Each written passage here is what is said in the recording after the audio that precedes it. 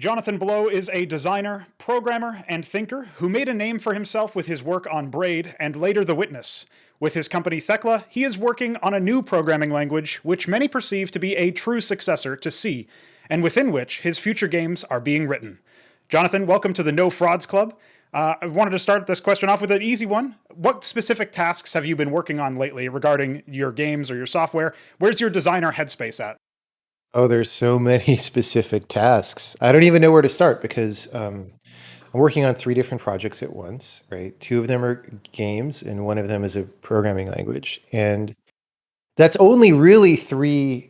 It's only three projects if you consider like a substantial game engine and the game as just being one project, right? Whereas these days, most people who want to make a game would use like a prefabricated engine and then, so maybe it's four projects because the engine itself is like a whole thing. I don't know. What have I? But to get very specific, what have I been doing?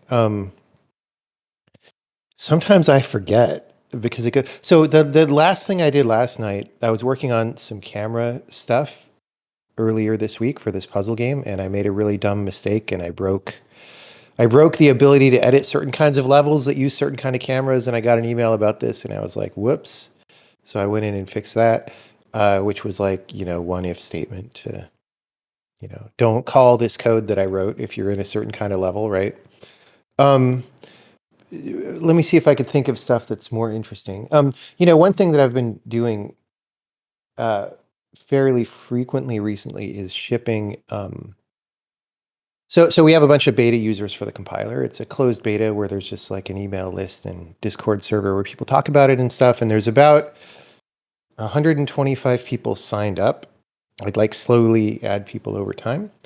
Um, I don't know how many of those people are actively participating, but it's enough because we don't take metrics or anything. But it's enough to see people talk about interesting things and see the interesting projects that they're working on and stuff. And so I ship betas to that community, pretty often to keep the pace of development of the compiler up. And the last one of those that I shipped was a couple days ago. And I could actually look at the change log, but the biggest thing, in it was sort of an immediate mode UI library that I was writing because part of the idea is, so if you go back to the C days, right? What kind of code shipped with the compiler? It was like standard.io.h or something. In the earliest days of C, I'm sure it wasn't even that, right? I'm sure it was just like, here's how you do a few small things on whatever operating system you're on, right? Um, but like, that's not really like if you want to write a program, it's not really what you want most of the time. I mean, you want that functionality. You want to be able to like open a file and read a file, but like if I'm just thinking I want to write a program, it's like, okay, I want to open a window and put stuff on the screen. Or maybe it's a command line program, but in that case, maybe I want to do higher level file stuff than like read a line of a file at a time, right? So it's just part of what's been interesting has been building out that kind of stuff in the standard. It's not really I shouldn't say standard. I'm using that terminology because it's like the historical terminology, but like in the code that we give out with the compiler, um, I'm writing the kind of stuff that we want, right? And then trying to make it usable enough and nice enough that other people want to use it. And the hope is that that gives people a high baseline of functionality to start from. And so I was doing an immediate mode UI library, which is, buttons and sliders and all these kinds of things.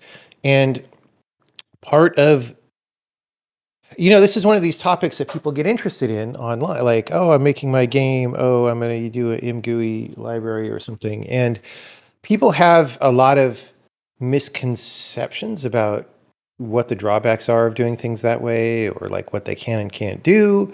And those misconceptions are easy to have. I'm not blaming anyone, but I was like, okay, let me make some code that's useful to people and that also does a high quality version of this, which was also interesting to me because I've always intentionally done the low quality version of it. Like, Similar you to know, developer art, I'm guessing, right?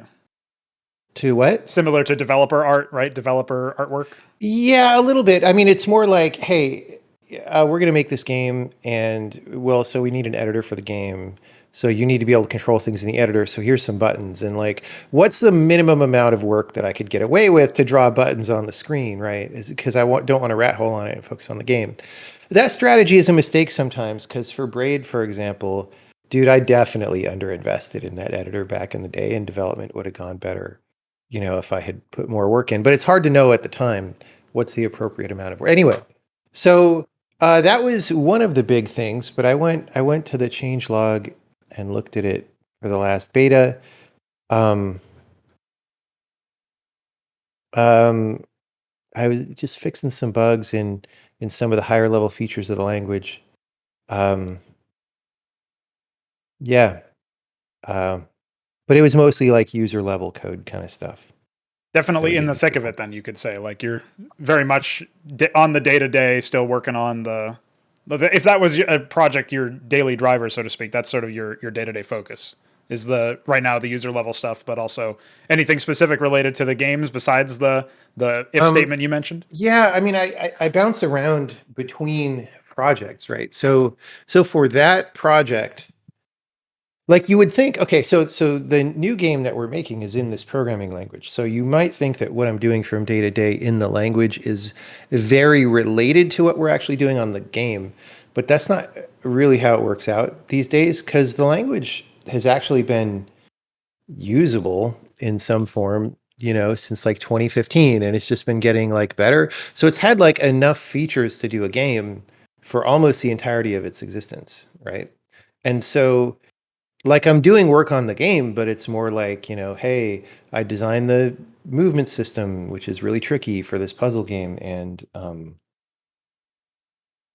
you know, there's a couple of challenges, which is one, making sure it does all the puzzle rules that we want correctly, which is actually kind of challenging given the rule set that we have. And another one is, okay, so the first is correct, and then second is like feeling good and not looking broken, and how do you queue up good animations at the right times when things are happening? And so I do that kind of thing on the game a lot. I actually want to get back to designing more levels. It's a game that has levels, and I haven't done that in a while. So I'm hoping during Christmas I can carve out some time just to do that. Yeah, well, that rings true to me personally because I come from a real-time strategy game background. Specifically, essentially came up modding Brood War. So the OG RTS that was like essentially is competing with Command and Conquer, but for the most part, especially if you were interested in esports at the time, like that was the go-to game, right? Yeah. So when I started out initially, I was just trying to make custom campaigns, like single player or cooperative missions, again where you'd face off against AI.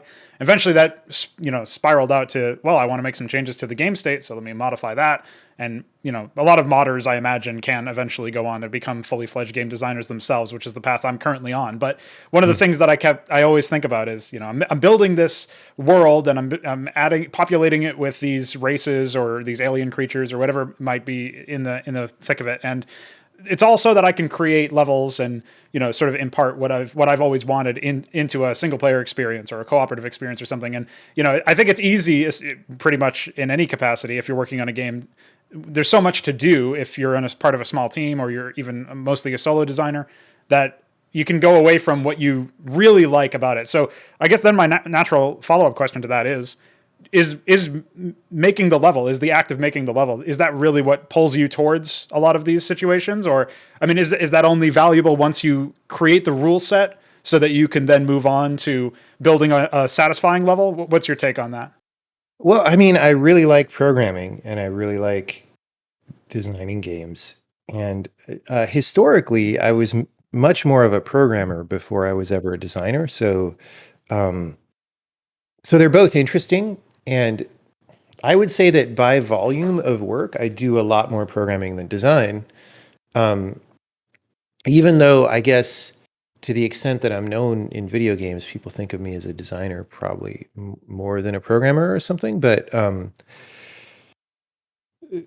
just programming is hard and takes a lot of work. So it's the majority of what I do. Fortunately, I do like it. I do wonder what would happen. Like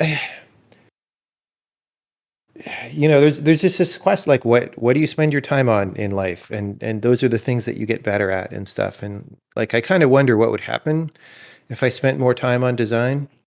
Um, and I don't know.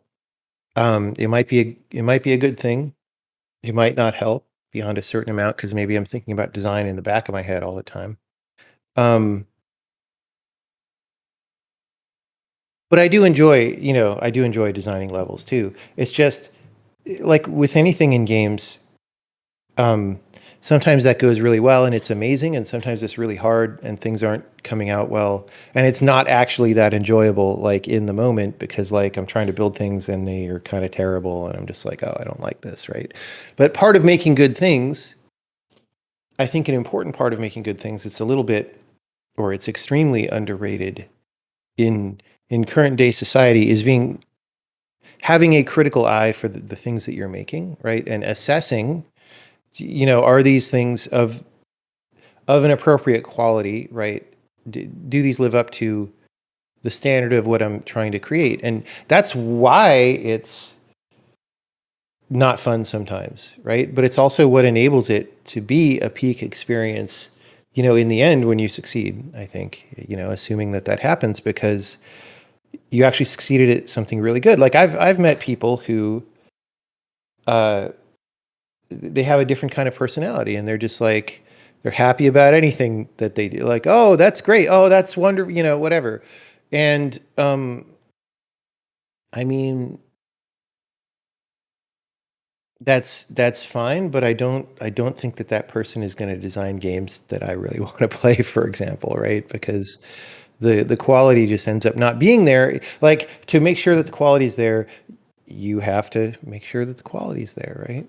Yes, I think a lot of that comes from, I would describe it as ruthless introspection in the sense that you have to look inward. And a lot of the times, your prism, your design prism that you're looking through has to Yeah. grow outward, and you have to have consumed enough things to and even have a baseline, or maybe there's a way around that. But I imagine that a large portion of the way that like you get an instant leg up societally is just consuming a certain amount of movies and film and games, and then that bleeds into your general baseline understanding, which you can then look inward and try to identify weaknesses within. And I liken it to like there's the I don't know if it's an idiom or not, but when you're combing with a fine tooth comb, you're sort of scrolling through something, trying to really get as close as possible. You can see all the imperfections, and then you can maybe scale back and see what you can fix. And that's one of the things that I was listening to a number of your other interviews. One of the things that comes up every now and then is you talk about, for example, The Witness, where a game you worked thousands and thousands, like uncountable numbers of hours on, and then people play it for maybe 40 or even say somebody really plays it over and over again, they get to like 500 hours or something. That's still like a tiny fraction compared to what you've done with the game, and still a potentially valuable perspective, but you're not going to get the same thing out of talking to them about The Witness as you would as somebody would talking to you, obviously. And yet still a lot of the time, that enters into the whole topic of game reviews, for example, or something to that effect, where a lot of the time that's for the people who are just looking for something to maybe occupy their time for a couple hours, or it maybe indeed challenge them, although that is getting rarer, and we'll talk about that a little bit later on. I did want to ask you about elements of the current projects you're working with that you love enough to maintain your long-term commitment to those particular projects. Like I've heard you say before that one of the main ways that you can survive a project, just as any like the you in a vacuum, right? Like any designer out there, if you can pick some things that you really love about whatever you're working on, then that'll go a long way towards making sure you sail into the finish line, right?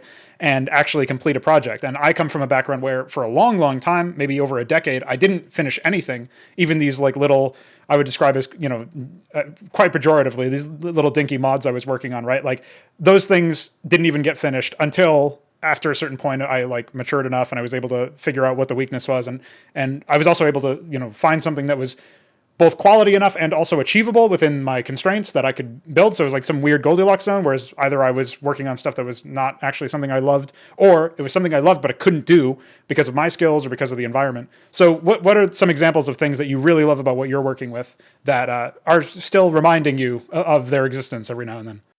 Well, so with the puzzle game, for example, part of the goal of the puzzle game, and this is also what makes it hard to work on and take a long time, but part of the goal is to just be an example of what games can do in terms of complexity of ideas. Like, and a very simple thing that game designs are pretty good at doing is like, here's idea A and here's idea B. And then we put them in some space where things can happen. And you can see how idea A interacts with idea B and generates both some terrain in like decision space about like what's a good idea to do and what's not, but also generates some kind of surprise in those kind of ideas. Like, oh, I wouldn't have imagined that this certain kind of thing could happen, but it does happen, and therefore my appreciation of the game should take that into account. Anyway, so that's a thing that games do generally, and in this game, it's just a focus on um, just looking at that, like both just appreciating that as a basic mechanism and then just seeing how big we could like blow it up into like a massive complex thing and still have it be um playable and good and not a giant spaghetti mess of like what is this thing, right? And that's really interesting, and it pushes at the edges of my understanding of like what games are and how they work, and so it feels like a good thing to do. Um, that said, like I get questions from people all the time about like how do you finish these projects, right? And I mean, I do pretty long projects, and I would like to figure out how to make them go faster, right? But usually, people asking these questions, they're talking about how do you stay working on something for like 6 months even or something, because you know and I don't know, I mean, for me, like it sounded for you like you just got to a point where you started being ready to finish stuff, and that's kind of how it was for me too. Like I used to just do a bunch of projects, and they you know they would seem like they weren't working, and I would go do something else eventually. And I'm not sure that that's bad. Like, I do think to make really good things, one has to get to a point where the things are being finished, at least, to a reasonable degree. But part of something being worth finishing is that it was a good enough idea to spend the time on in the first place. And there's some part of the early process that's maybe about just figuring out what ideas are good, or refining your ability to have good ideas, or to know where maybe you have an idea in the beginning that's exciting, and then you get the basic concept down, but like it's still not there enough to really work and be good, and it's like, where do I go from here? And you just like don't know, right? Well, there probably are lots of places that you could take that if you just knew the magic things to do. And there's something about learning how to do that, and like teaching your mind like how to see the things. And I don't know, maybe at some point that just happens after enough exposure. I don't know. Right. Yeah. I mean, in my personal journey, it was, I think in my background, I struggled a lot with depressive episodes, and eventually realized. I mean, I think a part of it was discovering some people, some speakers online that, although this makes it sound like it was some self help gurus or anything, but it was just some people, mostly on YouTube, that I discovered that clued me into certain philosophies. I think Stoicism was one that I don't know that much about in its etymology, but I know the modern interpretation of it. At least the one that I'm familiar with is essentially just trying to accept what you can change, or what you can't change, and then work around it, and then like figure out what you can change, which can actually elevate your life and improve things. And at some point, that allowed me to sort enough of the rest of my life out that I could eventually finish a project. So I think some of that comes with natural experience, and then other of it was luck of the dice, YouTube algorithm recommendation or whatever. And unfortunately, that seems to be how a lot of people get developments in their life. But perhaps that's something we could talk about a little bit later on in this interview. Because one of the things I'm really interested in is, one of the things you said there is figuring out when a project is actually worth finishing. In essence, right? Is the reason a project would be worth finishing, the reason why you should invest time into finding the magical solution to the open-ended, ambiguous nature of middle project development would be, does it grab you? Does it excite you? Does it make you want to finish it in that sense? And developing projects that are essentially worth finishing. So, like, one of the things that I've noticed as I've really become more introspective about my design process is that for a long time, like it's almost like there was an awakening at some point, and I looked back at literally everything I had made, and I thought, wow, that's really embarrassing, and I should definitely do better. And that has slowly changed, and maybe not so slowly, actually, just over the course of a few years, to me not being able to poke as many holes in the things that I would create, or if I would really have to change like an entire paradigm in order to discover something that was wrong or something to that effect. Like I could see areas where you could retool it and improve it, but I couldn't really see like holistic structural issues unless I stepped completely outside of my design space. And so that made me think that either I was reaching sort of like the edge of my personal competency, which kind of concerned me because I was looking to try to like improve forever, basically, at the time. And the other option was that maybe this is just as good as it can be unless I change the actual paradigm that I'm looking through. So the roundabout question I'm getting at here is like, do you think that at some point? Well, I'll start by asking you a more personal question. Are there things that you've made within somewhat recent, maybe the last 10, 20 years that like you would look back and say, and not just like say, oh, I could definitely do better, but like that embarrassment that I spoke of kind of creeps up where you're almost a little bit like uneasy remembering that like that your name is attached to that. Is there anything like that, or does that speak to No, there something you isn't. haven't? No, there's nothing like that. I mean, if you go really far back in the past, there probably is, like, but we're talking about many decades, right? Um, I will say, like, there are definitely things in both Braid and The Witness, for example, that I wish I had done better, right? There are sub pieces of the game where it's like, yeah, that was unfortunate. Um, but even if I were to go back and try to do those better now, it's not like I really exactly know what I should have done that would have been perfect or something. It's just like, well, given more time, I might go back and try to figure those out. And I'm sure there is something better to do, and maybe I would find it. But the thing is, those things don't bother me too much because what each of those projects were about was like on, um, they were about something more complex that was about how all the elements of the thing hold together and relate to each other and that sorts of stuff. And um, you know, there's a way in which that survives a couple things not being optimal or the best or something. And so it doesn't actually, but because, as you said before, because I actually spent so much time working on these things and like lived through that process, and I know how hard it was to like even get to what we had. It's like, yeah, it's like we did pretty good actually, right? Like there's no reason to feel embarrassed or feel bad about it, right? Um,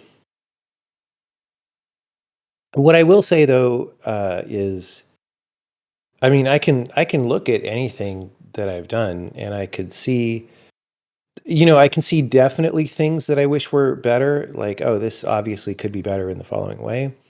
And I can also see lots of ways in which maybe it could be better, but I don't know because I would have to go try it, and that would be a big exploration, and it's vague to like see where that would end up.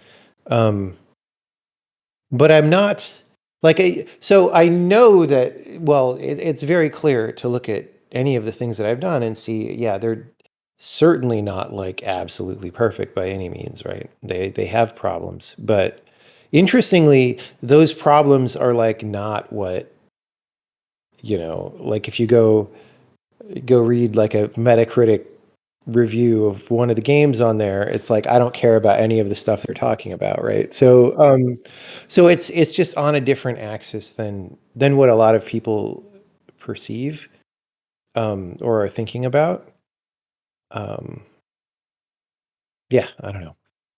On a very brief tangent off of that subject, I do have a general question that basically just fielding a perspective by you that is not entirely shared by myself, but I'm curious about people's takes on it. So as an established designer, I mean, there's this adage that like where there's software, there's bugs, basically. And especially in 3D games, I've noticed that there's I think it's been creeping up more and more, but I also haven't played every 3D game, obviously, so I can't say for certain. It does feel like there's a lot of, for example, like just minor in the grand scheme of things, graphical issues, like maybe Z fighting or clipping or something to that effect. But it does seem like every game that I've ever played has had clipping, like really obvious in your face clipping at some point or another. Like you could think of maybe even the older like Halo games where maybe Master Chief's helmet sticks into his shoulder at some point in an animation or whatever.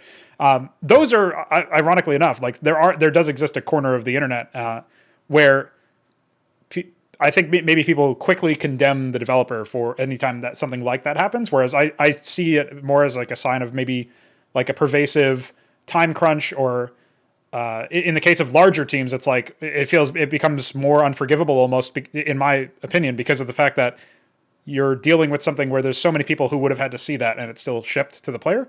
But like, what's your take on essentially some of these trivial issues? Do they, when you play a game that has some of these, do they speak to you as like do they show you anything useful that you can take away as like a maybe reading between the lines of how development must have gone or what the developer must have cared about or not cared about? Like, does that register for you at all, or do you just sort of like skip and move on? I think there are three, at least three different categories of thing, right? And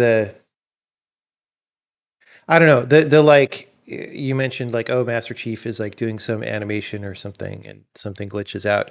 That feels like a middle one. Okay, so let's just say um there's really bad bugs in games. Like, you know, my gameplay is ruined by this bug in some way, right? Um, there's like medium bugs, which I think is like the kind of thing that you just said, where it's like, okay, if this animation glitches out, it probably doesn't wreck my game. I mean, who knows? Maybe there's like hitboxes attached to the animation and people learn to, but usually you can imagine lots of things where it's like, okay, this obviously isn't supposed to be this way, but clearly you could still play the game and it's okay. It's just kind of like, the illusion of this being an amazing, wonderfully put together thing is kind of shattered by this problem, right? And then there's a third category of thing, which is just um, you could imagine it being better, but it was intentionally chosen to be out of scope of what designers were doing, and so it's not even really a bug. It just is what it is. And so an example of that, I'm not sure what a modern example of that would have been, but like back in the earlier days of 3D games, for example, like uh, it was just hard to do certain kinds of graphical effects in 3D, or so if something looks wrong, it was just like, well, we just can't do that, right?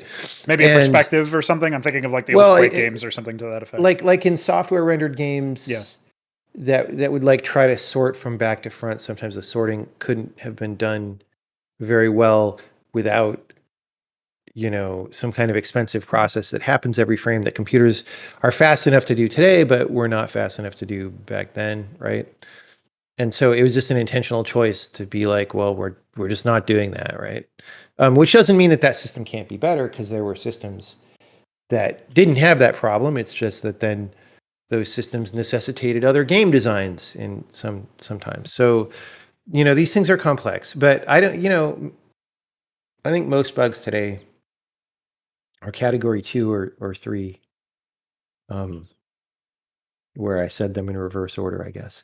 But the ones that really bother me are not the cosmetic glitches. They're the ones where things just don't really work correctly. And I think it's my impression that those are getting worse over time, and both higher in number and worse in magnitude when you see them.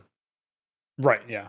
Well, I mean, I feel like they contribute to a growing sense that either, and maybe both of these are true, but I like at least one of these must be true, which is either video game studios, like development studios, are less engaged or caring or careful, maybe, with their product, or the like games are just getting ballooned out of proportion in terms of how difficult they are to make. at a high enough level with enough of a budget and with all of the financial systems that are in place.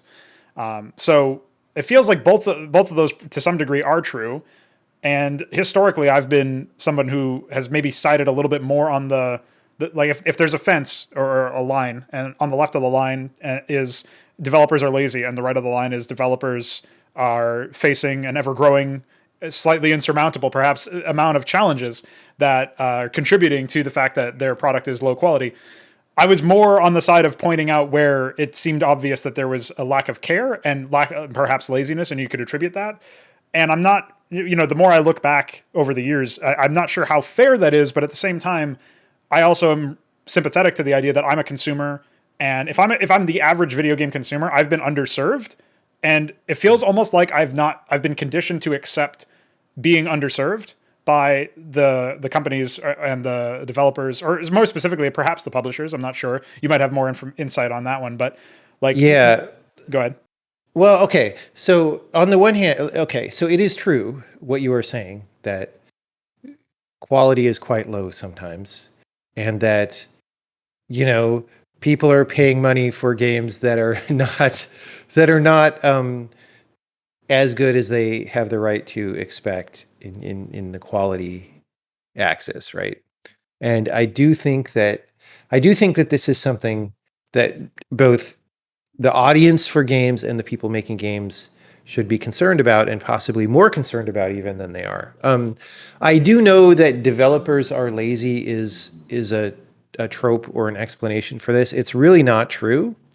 Um, I mean, it's once in a while you get a studio that just like poops a game out or something, but that's really not like, okay, so like yesterday I was playing Battlefield 2042, right? That game is full of bugs. It's horrible, like quality wise. But I guarantee you they worked hard on it as well.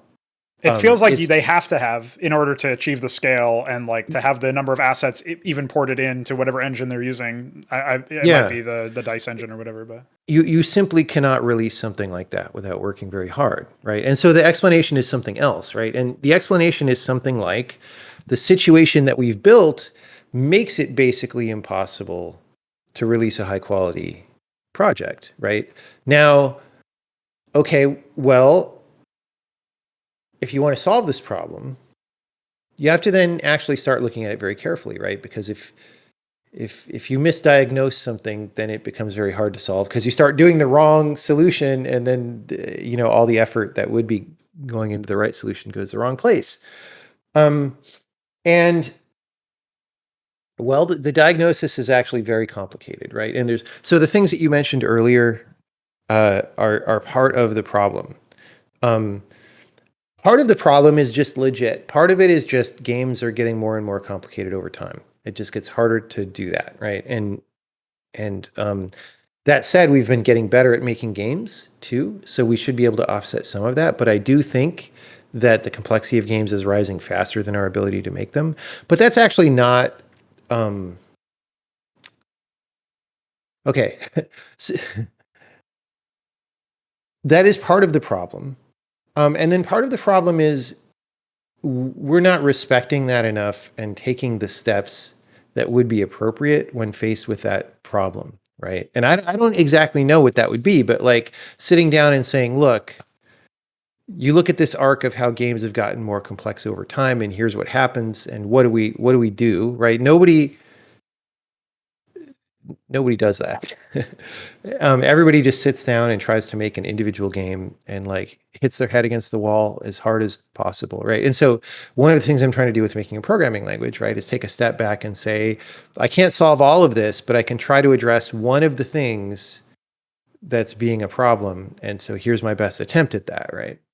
Um, Now, part of it is simpler than that and more solvable, but people still don't seem willing or interesting enough to solve it. Again, because the incentives are misaligned. So like just you have a lot of these games now, especially the bigger the game is, the more code there is behind the game. And so you take a big franchise like, Battlefield or Assassin's Creed or something, and I don't actually know the numbers for those games lately, but there's 10 to 40 million lines of code if you include the runtime and all the tools that people use to build the content and all this stuff, right? And which matters. A player doesn't have the mesh processing tools shipped to them, but how good those tools are and how well they work determines how smoothly the workflow goes, how quickly they can produce the assets, how fast they could iterate and solve some of these problems that you're talking about, right? And so it's actually very important during development that those things be high quality and not have problems, because that the quality or lack thereof shows up in the end product, right? Um, like, if you could have produced animations 3 times faster, then you would have had much more time left over to notice that one where the Master Chief's head glitches through his shoulder or whatever, right? Um, so so the problem is, that code has been piling up for years and nobody understands it all and everybody's afraid of certain parts of it, right? Um, and then even if you're not exactly afraid, there's like, oh, if we go change the way some particular piece of it works, that could be very costly in terms of time, and we're on a schedule and all this stuff, right? And then,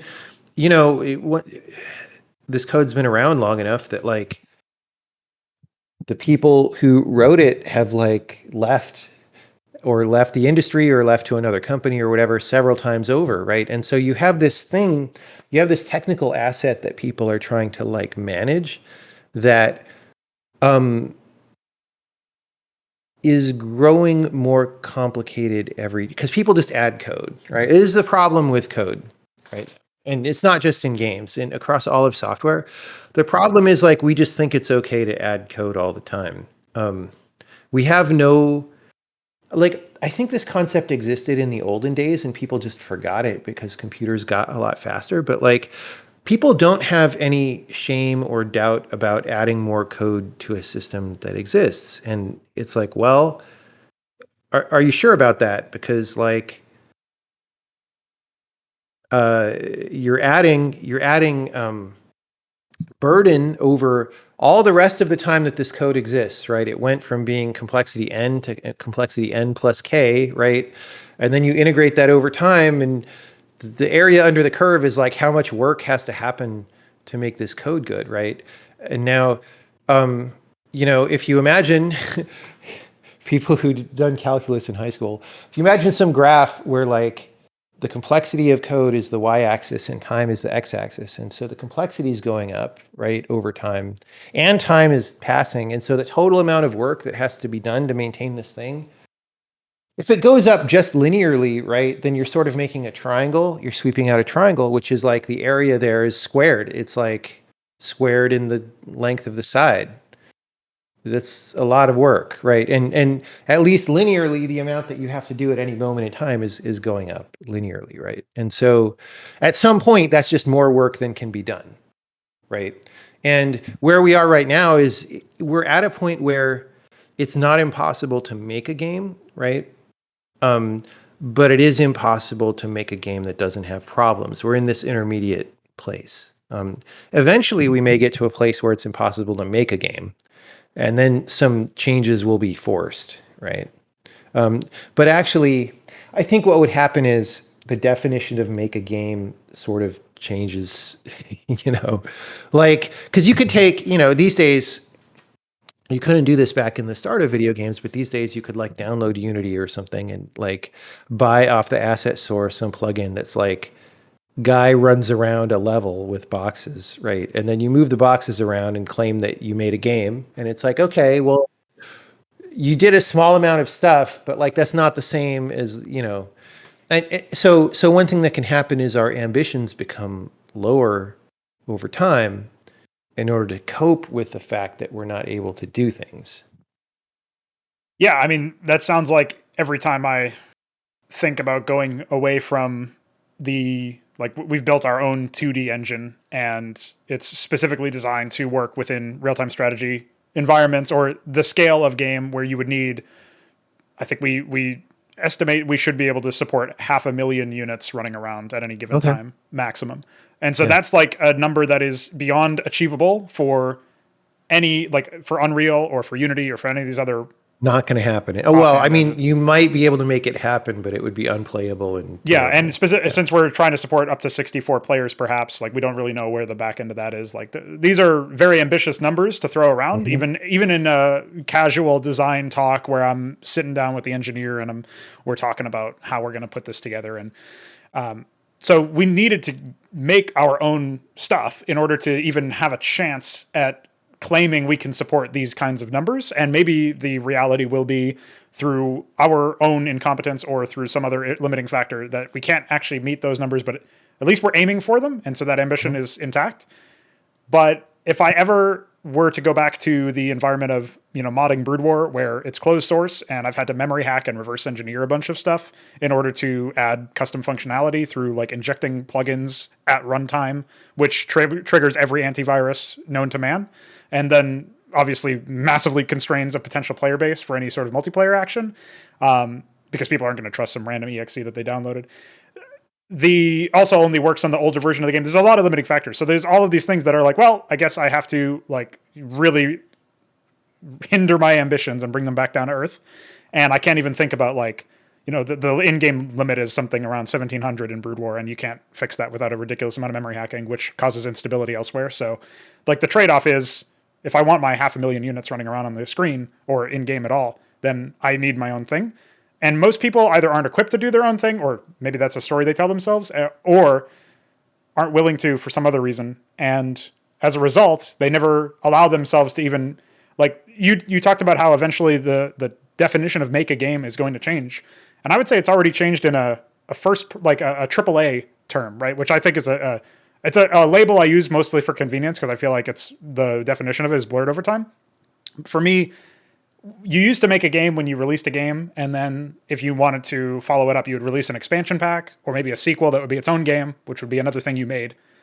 Now, around I think it might have been the 6th console generation, whichever one was the Xbox 360 and the PS3, maybe a little bit before that as well. We started seeing more mainstream use of consoles hooked up to the internet, which allowed day one patches and also day one DLC, which felt a lot more like we'll finish our game later and charge you for it. And after that, eventually the slow creep of microtransactions started coming in.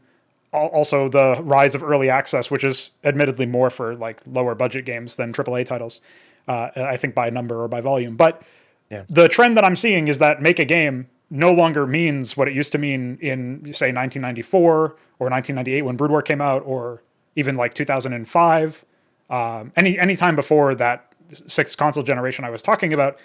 And maybe the trend of it going away or changing was happening even before then, but that's when I first started to notice that things were very different than what I recalled them being, where you would have to pay maybe $20 for a map pack that had a couple maps in it for multiplayer, and that's how you were able to, get further up the leaderboard in Gears of War 2 or something. Like, these are the things that I remember dealing with when I was playing console games back in like 2007, 2008.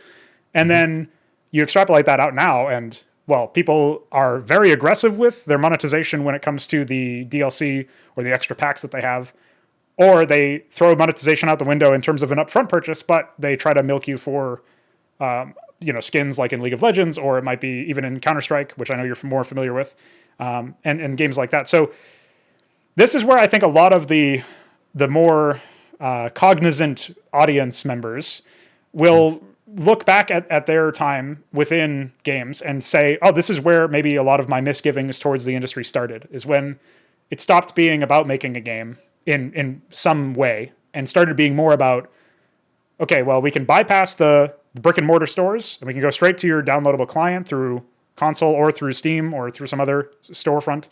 And so we ignore the cost of like actually distributing the game physically. So we don't have to make like box art, we make box art for promotional purposes. We don't have to make a box. We don't have to ship all that. But that cost that was saved by the distributor never gets passed on to the consumer, it feels like the savings there. And instead, games are still $60 USD, and some of them are $70. And then there's some, obviously ranging below that. And so on top of that, there's more aggressive monetization, like the microtransactions or the DLC. There's more aggressive financial models for a lot of these games. And Yeah. it doesn't seem to be going away because now we're getting games like, for example, Genshin Impact. I'm not sure if you're very familiar with it, but it I've feels vaguely seen it. I okay. don't know much about it. The financial model is essentially the same as the iPhone sort of gacha scene, with a lot of the sort of like, pay money for energy so that you can keep playing. Hmm. And you can technically be a free to play player, but it's so inconvenient that, it's very similar to, it's not the same kind of game as Raid Shadow Legends, but it has a similar kind of monetization scheme as Raid Shadow Legends and some of those other Yeah. games where you're essentially paying for the privilege to continue playing a game that you probably already bought if you're playing on PC anyway, because I don't believe it's free to play. But even if it weren't, like, that's already I would think a massive step down in many consumers' eyes. And yet, obviously, it feels we're in the vocal minority. Would you agree with that sort of sentiment, or do you have any thoughts on like where, like, is there a way where things will get so bad in the financial front, but also in the game completion front that we were talking about earlier, Yeah. that like we'll see a crash or course correction of any kind, or is it just going to keep building in complexity for the developer and like, I guess, annoyance for the end consumer that like eventually people just won't buy games? Like, what's your prediction for that? I mean, I don't know. Okay, I'm going to say some things here, and I'll say at the outset that nothing that I'm about to say is intended to justify this trend that you're talking about or say that it's good, right? So I agree with everything that you said that games have been going this way. I think it's obvious, right? Um, so I'm not at all trying to justify that thing. In fact, let me just say, like, look, I run a game company. Um, And the choice that I made when starting this company was I'm starting it in order to make the kinds of games that I want to make that are the most interesting, right? And to me, right? And which hopefully means that there's some players out there who like the same kind of thing, right? Um, and that's going to be the guiding principle, right? And so we're not trying to optimize to make the most money, right? Which is what most companies are trying to do. Not by mistake, because as it turns out, if you're not optimizing to make the most money, it's actually kind of hard to stay in business because it's actually pretty hard to make money. So we've actually been fortunate to stay in business this whole time, even though money is not why we're here, right? But so if you take for a minute this thing about like, look, people have to stay in business, um, and you look at the system of incentives that are set up, like how do you stay in business? Well, you got to make enough money. How do you make enough money, and how much is enough, right? And so tied to this question of like technical complexity that's been rising over time that we just talked about is just you know game complexity or game just the cost of making a game that is the things we've been talking about so far were relatively major marquee titles of the time, right? So like Gears of War was one of the biggest games of the years it came out, possibly the biggest, right? Brood War, very big game. Genshin Impact, pretty big. I don't know, not the same as those, but uh, like we're talking about the games that are sort of toward the top in terms of volume of the player base. And actually, that's not even true for a minute because, like, if we pause a minute and acknowledge that, like, Roblox has like a zillion players or something, right? But that's sort of a different thing.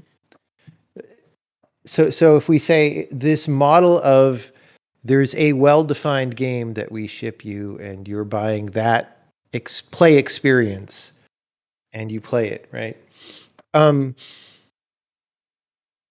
like that has been getting much more expensive to produce and much harder to produce over time. And, part of that is this technical thing that I'm talking about, but part of it isn't. Part of it is just games compete with each other, right?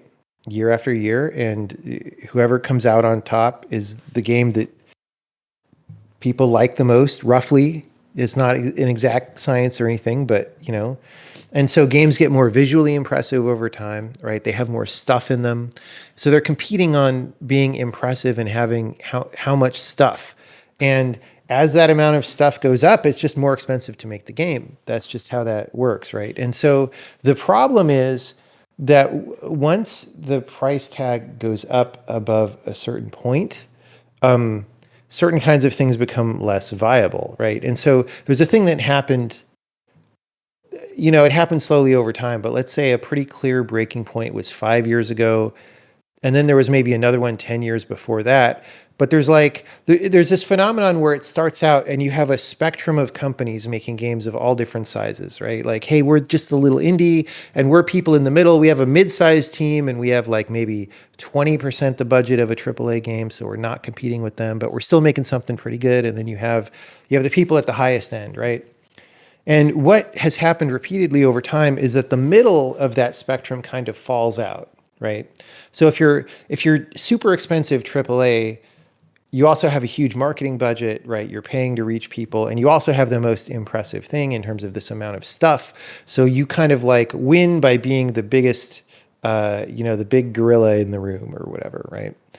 And if you're small, if you're really independent, you're more like the little mammal that hides behind the rock when you're in the cave when the meteor hits or whatever. Like you don't need that much money to get by, so you're okay. But the people in the middle just get wiped out. Like, I have a kind of a high budget that we have to find money for somewhere, but it's not a AAA budget, and we're not going to win if we try to advertise next to a AAA game. Everyone's going to pick the AAA game. So that's just a very hard to make work, right? And so what that dropping out of the middle repeatedly means is that, the high end has been sort of a winner takes all thing for a long time, and it's been competing with itself and getting higher and higher end. And so the problem is, as the budgets go up, you just have to make things work within that budget. So there's this very there's just a system of incentives, like how, okay, this is our budget level because it has to be, because that's how you compete in AAA games. And so once that's our budget level, how do we make that money back?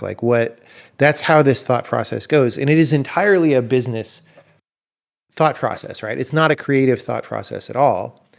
And the problem is, if you are too creative, you'll probably fail. And the problem is, if you probably fail with $400 million, nobody's going to give you $400 million again to make a game, right? So like, it's all very clear why this happens. And I'm not saying that it's good, right? I'm just saying that it's clear why it happens, and you could like try to blame developers for like not being creative enough or not doing a good enough job or whatever. But the reality is, like, I mean, if you imagine you work at as an air traffic controller, it's probably mostly done by computers these days. But in the days when the air traffic controller is just like, look, there's just planes coming in, and you've got to get the planes on the ground, and like you can't make any choice that you want. You have to make the choices that make the planes come in and get on the ground, right? And um, you can't like blame the air traffic controller for not being creative enough most of the time, right? It's just like not the job description. And so that's what's going on at this very high budget level, right?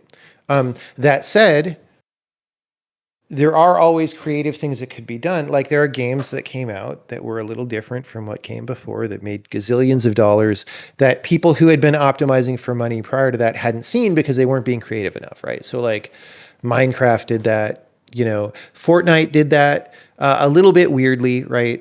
Actually, both of the interesting story, both of those are not fast follows, because Minecraft wasn't a fast follow. I should explain what that term is. That's a Sure.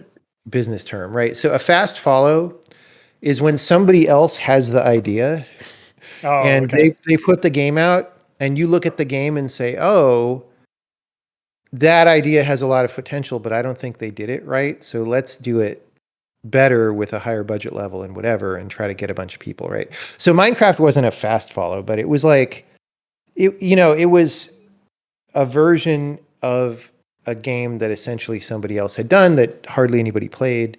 But Minecraft was different enough, and had it built on the concept, and then that was enough to make it like take off, right? And then Fortnite, like PUBG came out and was a really interesting game in some ways, but was like horrible in other ways. And Fortnite was just like, let's actually take this idea but make it like fun and easy to play and higher quality technically and whatever. And they just took off with it, right? I mean, Fortnite also, it's pretty different. I'm not like trying to say it's a clone game, but it's like there are these times when somebody starts something new, and often that person is not the person who wins all the money from the new thing, right? Um, it's just how it works. That's not necessarily good or bad either. I mean, it's fine. Like that process generates new things that end up in the world. It's just the people who started them often don't get very compensated. Yeah, that's not even true in this case. Like PUBG made an okay amount of money. It's just Fortnite made an infinite amount of money, right? And there's a big amount. Like pretty good and infinite are different in character. Um, Are would you say games and software are unique in how inefficient they are relative to an imagined ceiling, I or don't how know far what away is they the are? imagined ceiling. Well, What do you for mean by example, that? you're working towards, I'm not sure if it's a ceiling, but a better version, right, with the programming language you're working on, I in see. some respects.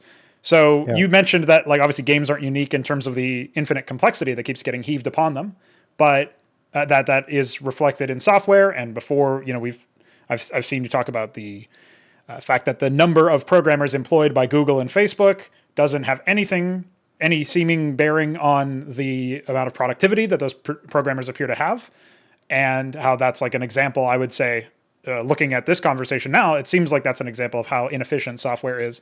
And if games are also inefficient in terms of how they're developed and versus how well they could be developed, like I'm trying to get a read on whether or not the people who are interested in the software and games industries are witnessing a unique thing, or if this is something you have observed elsewhere in other fields. Because it feels, and maybe this is a lack of world experience on my part, but it feels like while I can see some elements of parity between games, software, and other things, it does feel like games and software have this unique component of like being so far away from what could happen.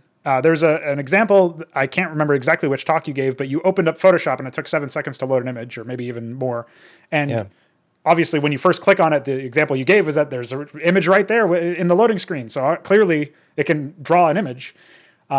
So like in like 0.05 seconds or whatever, it's probably not Yeah. that fast, but something to that effect. So like the breadth between the minimum necessary or even like a more appropriate like minimum that you could say is a reasonable goal if we want to use a bunch of loaded language that we don't really have to define.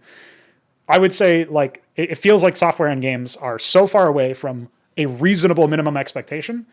Forget about like the actual perfect ceiling that they could be at, that it puts everything else to shame where there is something like that. But maybe you've seen an example or could Well, theorize an example. I mean, here's the thing, because I program all the time and on things that are quite complicated. So on the one hand, I agree with the general, the broad strokes of what you're saying, that like day-to-day software that we encounter is pretty far from like what it should be, with some quotes around the should. But the problem is that should is not actually very easy. So like reasonable minimum expectation is not really how I would say it, because it's like it's pretty hard to make this stuff. Like programming is really pretty hard. And so what there somehow needs to be is like a respect among programmers that programming is pretty hard, and that just because you can kind of slap some stuff together doesn't mean that like there's this thing that happens in programming where like, okay, it kind of works and so it's fine and so we ship it, and um I think that's not okay, and it's becoming increasingly not okay over time. And the more of the world that is run by software, the more of a serious thing it is that none of it freaking works, right? So I mean, you could think about it. This is a little bit different, but it's at least an analogy about why that, oh, it's mostly okay, doesn't maybe make sense, right? If you imagine a really like safety oriented occupation, right? Like where you're like some very dangerous construction, like we're moving 5-ton objects all the time or something. And you have a checklist of things that you go through. Like before the crane lifts up the giant pallet of I-beams, we go check the straps and we check the buckles and we make sure, I don't know, like there's probably a pretty long list of things that you do. Or like, I don't know, like if you're you know, a soldier and you're like clearing rooms, you like check all the corners every time, even though there's probably not a dude in that corner, right? Because when there is a dude in that corner, it's a very bad mistake to make, right? And because the mistakes are not usually that bad, in software we don't do that. We don't check our corners, right? And because the problem with checking your corners all the time is it's hard to make rapid progress forward. Um, and what we need to do is figure out how to do both. We need to figure out how to make rapid progress forward, or more rapid than we otherwise would, while actually checking everything and understanding that everything works. And this is actually something that's been, so in academia, this has been a topic of study for decades, probably more. Just like software correctness, right? How do we prove that programs do what we think they're supposed to do? And, I think that is kind of like string theory or something. I think that has rat holed into a relatively unpromising place right now. Um, Maybe somebody will figure something out that'll make these approaches more viable, but right now they're not super viable. Um, but it would be good to figure something out. So my approach with this programming language is just like, let's at least reduce all these frictions that we have, so that if you could increase your productivity by like 20 or 30%, then you could do the same stuff you were doing before, but you would have more time to like look for bugs and stuff with that 20 or 30%. Now that still becomes a choice, and many people will choose not to, and they'll just choose to make more, try to make more and have like the same bug level or something. But I don't know. It's complex. There's a lot to think about Yeah, in I this mean, area. one of the follow-up questions I was going to ask you, and you started to get into that, was how deep can you go down the forum of optimization or software correctness without being irresponsible to whatever your end goal was in the first place, Well, right? those are sort of, it's interesting. Those are two different things, right? So optimization, okay, optimization is weird. So not only does most software today not really work very well, it's also tremendously slow, right? It does both of these things at the same time. Now, the problem sort of is that optimization, this is where I have to be careful. So if you have a pretty good program that's already correct and you want it to go faster and it's already a reasonable speed, optimization will probably actually make that program more complicated and give you more bugs to deal with, right? Um, but it's it's still an approachable thing in that context, because if you're even thinking about optimizing things, you probably have a good understanding of the program, and it's at least kind of under control. The problem that we have now is most software is being written by people who don't even really know what it's doing or what it's supposed to do. And they don't even really, it's built out of these building blocks that they don't even really know what those do. And you kind of slap them together until it kind of does something, right? And then the reason the thing is really slow is not even because it's not optimized. It's like we're in a different realm where it's more like the software is pessimized. It's not that it's not optimized. It's like it's made with things that are so absurdly slow if you stop to think about it, that like nobody would ever from first principles do that. It's like you had to almost go out of your way to make it this slow, except um the reason it just happened was because nobody even felt qualified to think about it, right? And so there's some weird U shape. So pessimization is also a sign that the software is more complicated than it needs to be. Because there's all these interacting systems. It's like somebody heard that there was a system that, you know, you could send an RPC message over the network and sort things and get a thing back, and then the things are sorted, and they use this to like sort 10 integers or something. And it's like, okay, this is a massively over complex, very slow way to do something that you could have done much quicker and much more reliably, like with an old school function call, but the programmer who did this just didn't have the presence of mind and the experience to know the difference between these things. And that example that's an actual real example that I've heard of. I haven't seen that one with my own eyes, but like these things frickin' happen all the time. Um, so there's like a domain in which, because software is so messed up, we could make it much faster and much more simpler and reliable at the same time.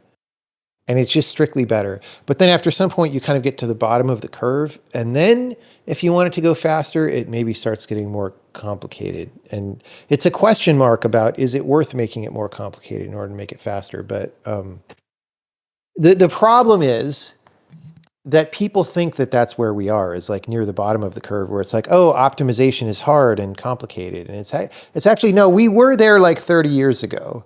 Now we're in this place where like, what actually makes it hard and complicated is the fact that nobody understands what's going on, and therefore it's super slow. And the first step in optimizing is understanding what is going on in the first place. That will also solve problems. So like everybody just needs to like put down their pencils and stop and just start understanding what is going on, and then we can fix some problems.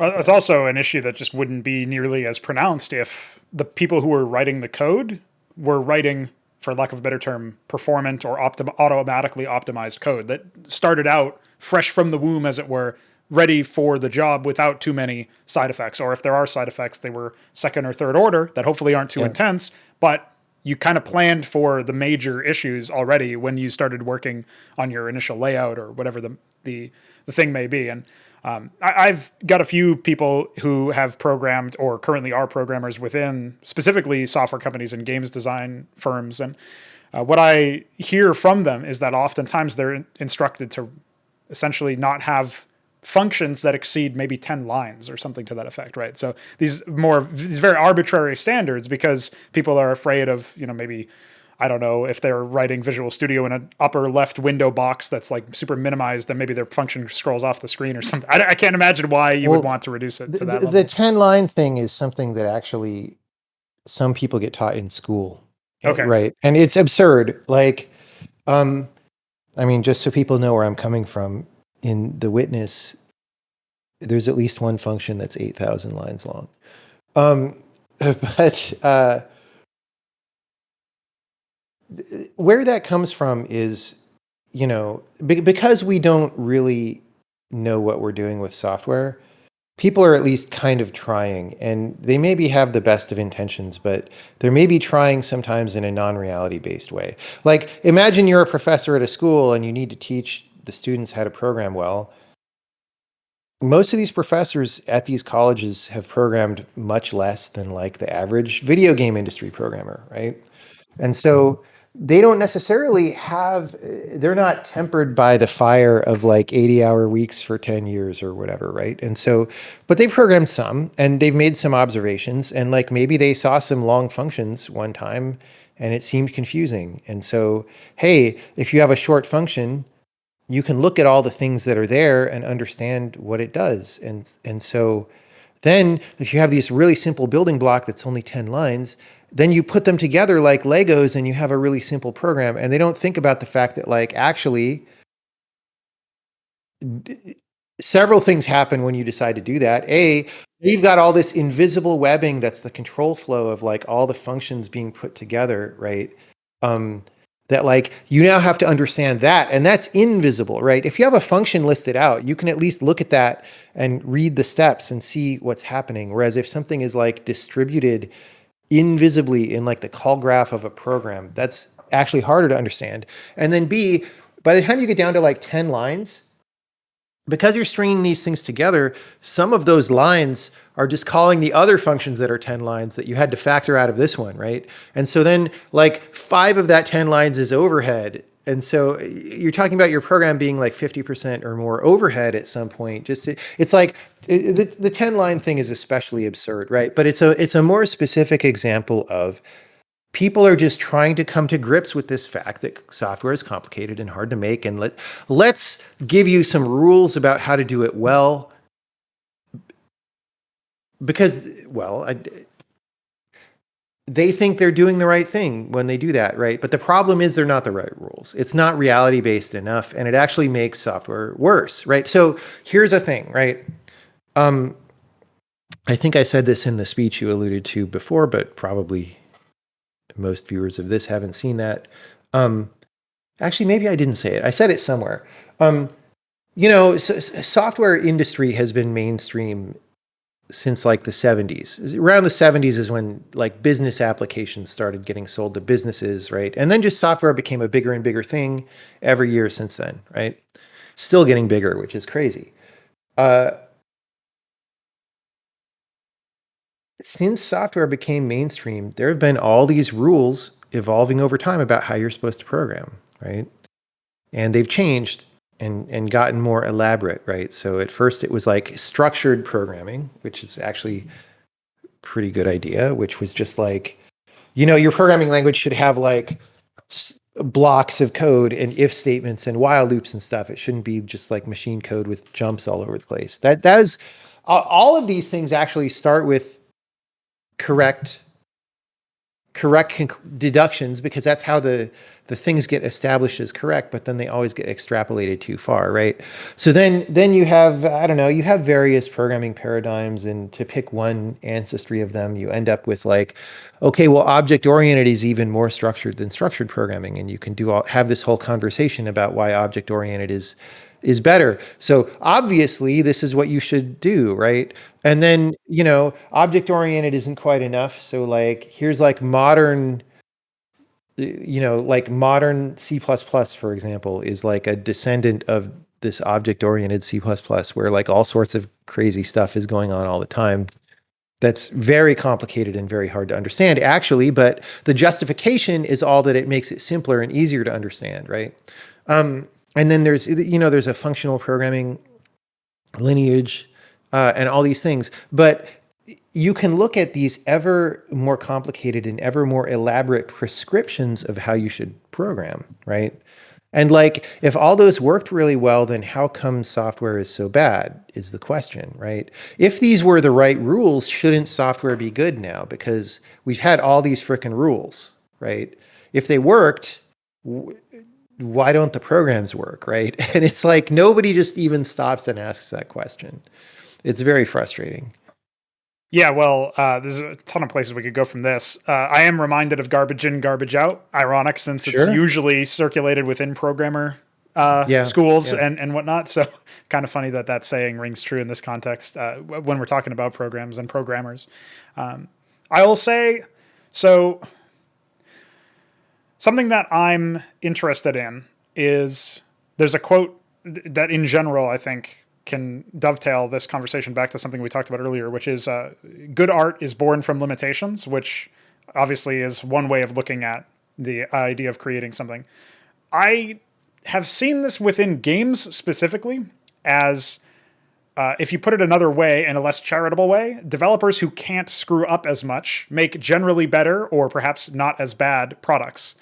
Not sure what your thoughts are on if we went really deep on the essence of the quote or the saying, but I'm coming from specifically now game design and sort of switching gears away from programming. When I look Mhm. at, so I told you that I was very invested into Brood War, and I hold the first party content for that game, the single player content, as well as a lot of the multiplayer maps and other things, but it's a bit of a different school.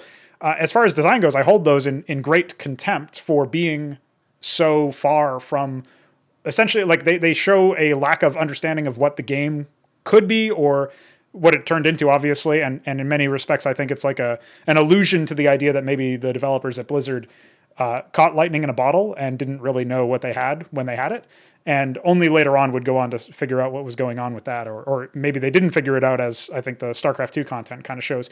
But they only had so many ways that they could manipulate the game flow that they perhaps stumbled into, perhaps deliberately made.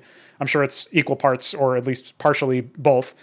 With Brood War, they only had so many things they could change because of the limitations of their tool set. And then StarCraft 2 rolls around, and before that, Warcraft 3. And if you're following the RTS sort of chain, it becomes less and less like a game where you're commanding an army especially with Warcraft 3, where the scale was very small because they were, for among other things, they were really struggling with engine performance in a 3D environment. And StarCraft 2 didn't change that, but at least you could get, at least if there are no AI on the battlefield, you could get larger battles with all human players.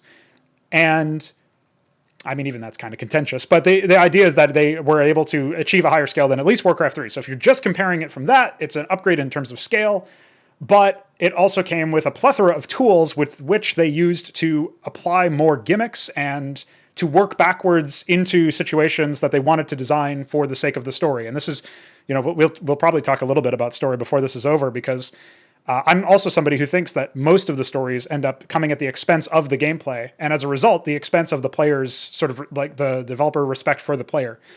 So to wrap this all up into a question, do you think it's generally true as a result of it being like good art is born from limitations, in the sense that if we look at it with this more negative prism, perhaps this less charitable prism, that the reason why older games or more limited games were generally better or more respectful of the player than the ones that would come after that, even within the same franchise or from the same developer, are because the tool set didn't allow them to screw up as much? Or do you think there's a deeper truth hidden in there that we could use to improve our general, like the way that we look at games as critics or as even just general consumers? So I'm definitely familiar with the phrase that good art is born from limitations, and I don't doubt that it's probably true.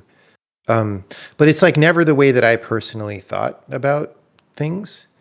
Um, I mean, I do tend to, so maybe this is a different way of imposing limitations, right? But I do tend to, in my games, um, focus on what I think is the most interesting part and like prioritize that above everything else, right? And that's not really a limitation because we could do other stuff, but it's like, no, guy, like this is what's important. We're going this way. So I'm not sure that I have a lot of experience in the kind of can't screw things up domain that you're talking about. Although I wouldn't doubt that that's a thing. I will say that the thing that you mentioned uh, that is a really interesting phenomenon to me, and I haven't quite come to grips with it actually, is in a lot of creative media, and I think this definitely happens a lot in games, but I've seen it in like TV shows and movies and stuff. You get people who make something that's kind of amazing, right? And they don't seem to understand why it's good. And then they just kind of crap all over it, right? Accidentally, or just like do a bad, like somehow. And it's very weird because maybe it means it was kind of luck, or maybe it was a group of people who did the thing and the person who really was driving the interesting part like left, or who knows, right? Maybe it's different situations in different places, but this happens. It seems like it happens really often. It seems like a lot of things that are good are like this. Um, and it's weird to me. It's actually a little bit disturbing to me because um, I thought people were better at things than they actually are. And the problem is societally, it's weird because I think culturally we have some attitude. There's some sector of culture that wants to believe that people can't actually be exceptional or smart, or wants to believe that good things are always a mistake in some way. And it's hard to explain why we have that, but we definitely have that in our culture. And it is kind of true sometimes, actually. But the fact that it's true sometimes doesn't mean that it's true all the time, right? Like again, I'm a firm believer, like the entire model of my company is we decide what we're doing. We work really hard to make a specific thing because we think that that's going to be a good thing in specific and that we know something interesting to do, which means it's not a mistake, right? It's not like we're going to start making a game and then see what seems fun and then make the most fun thing. It's like, no, we know what the game is and we're just going to hammer on it till it's good. Um, but I definitely have seen this thing where it's like people make something that's kind of brilliant, and so you think they get it, and then they follow it up, and it's like terrible, right? I can't. I wish I. I wish I could explain that better, you know? Yeah, maybe the counterfactual, I mean, it's kind of impossible to think of because they would have had to release the part 1 earlier in software, or no, they would have to release part 2 earlier in software life and then follow it up in the future somehow, which doesn't obviously isn't even possible because of the fact that we're trying to almost put the performance or the development process or just the products themselves in a bubble outside of the technological advances and whatever else may have happened in the company alongside of it, which, I mean, that's like part and parcel of a developer's process or a designer's process is I've in my own personal conception of it, it's like whatever you release is a crystallization, at least in part, of your skills at the time, plus like not just your skills as a designer in a vacuum, but also your skills as a designer with the environment that you are working within, which would be like if you're working within a certain engine or you're working within a certain company or whatever resources you had at the any given time. And so when you put those two together, that's sort of what's reflected back at you when you look at a product of somebody who's of a designer or of a development team, whatever might be the case. And what I often find is, I mean, I went through a brief phase where maybe for about a year or so, I was very upset with the idea that if you looked at any of my old work, I would really hate it if people thought that that was what I was capable of in the current time, right? And so if like I went through a very, very brief phase of trying to update everything that I had put my name on in the last X years, right? And so I was sort of like running away from the idea that, well, actually it's just a representation of how good I was at the time, plus what the state of the environment was, and maybe some other environmental factors I didn't have control over. And then you take a step away from that and you think like, okay, well, does this scale up to actual like AAA funded teams as opposed to one guy in his bedroom working on a mod or whatever the case may be? And I feel like it probably does to some degree, but I think the environment becomes a much more imposing factor in the argument because you no longer, like, I could theoretically just work until either it's done or I can't work anymore for some other reason. And then like, I'm not answering to somebody for money as far as related to this game, you know, and I work a day job to pay the bills and then eventually it's done. But these teams can't do that. They don't have that luxury. So they have to get it in within a window. And even if that window often expands over and over again beyond what the initial specification was because they push it back.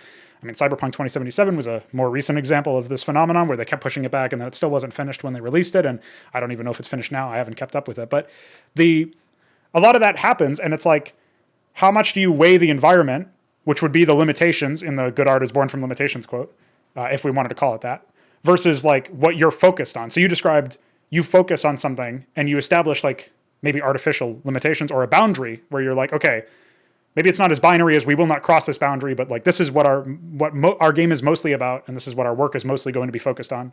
And as a result of this focus, we will continue working in this vein. Right. And that's how, like, we'll just go as deep as we can on that until the product is finished. But it does feel like, maybe this is one of the reasons why I'm interested in your perspective on sequels as well, which maybe we can segue out of this quote and into that if you're interested. What I'm interested in is like, and maybe this is changing as time goes on, but I'm very much interested in creating a original fiction world that I can then explore like countless stories in, and theoretically like it wouldn't really be sequels because it would all be within the same game, but there'd be like 20 or more like lengthy, maybe 10-hour or more experiences you could play from an RTS perspective. And so that's like the single player content that I'm going to be working on, but there's also a massive multiplayer component. So it's not just that, but that's like a big part of it. And that's maybe one of the main reasons why I'm doing it in the first place. But I've noticed that you don't seem to put too much ideas into like, you haven't put that much stock in doing something like Braid 2 or The Witness 2. And a lot of that, I think, and maybe you can tell me where I'm wrong on this, is that you're most interested in things that will push your that are at the edges of your comprehension that you still need to work on in order to understand. And so there's like these ideas that you don't fully grasp yet in some way, and you can find out more about that by exploring it through the act of making the game. And then when the game is made, maybe that's not the end of your exploration of the concept, but it is as far as you wanted to go at that moment, and then you found another idea or some other thing happened where you decided not to explore it, or if you wanted to explore it again, you would do it in another game instead of a sequel. Like, is that accurate to your Yeah, idea? I think that's mostly accurate, but I will say it also does depend on the game, and the particular thing that you were thinking about, or that I was thinking about or working on, because I don't know if anybody else's process is this way. But like with Braid, when I finished it, I was like, I don't even know what Braid 2 would be, right? If I were to make one, it would simply have been a cash grab, or like to uncharitably give an uncharitable term to it, right?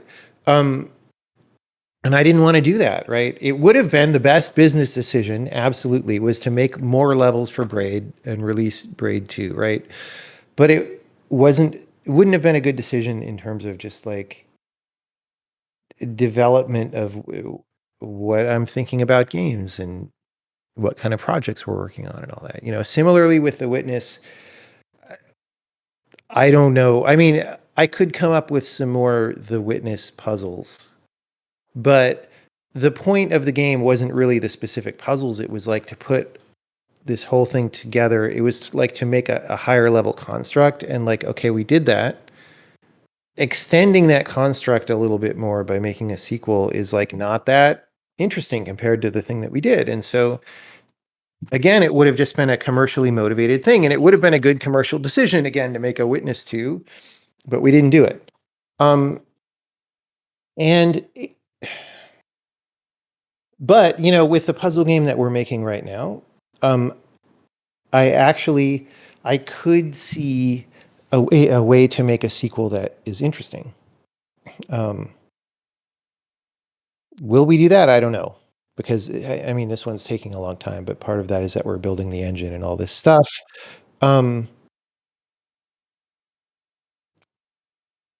So I don't think that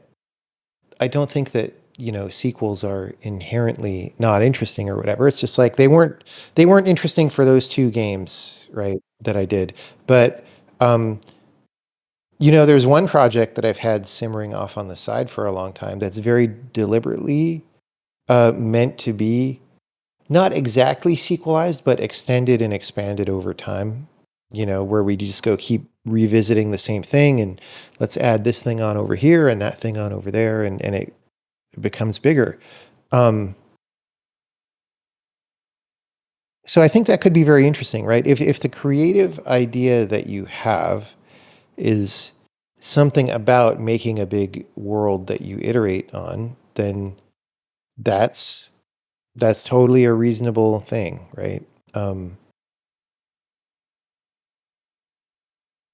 You just yeah. haven't maybe found an environment or a world or something, a concept that would maybe preserve your interest so far from the games you've released that would Well, I like mean, work it's that way. so different people are interested in different kinds of things, right? And so some people really like world building, for example, like fictional world building or something, right? Or that never was super much my thing. Like, I think that's cool, right? But it's not like if I sit down to make a video game, that's not what I get hyped about and like where all my mental energy goes, right? But for other people, that might be where they go with it, right? And that's just a different creative process and will lead to a different result. And that's good because that's why we have different people making things, right? It's because they make different things. And so, uh, yeah, I mean, I think that the interesting thing about video games, broadly speaking, is because they're kind of video games are kind of intangible, right? It's like if you have a computer running some code over and over, like that's a video game, sort of.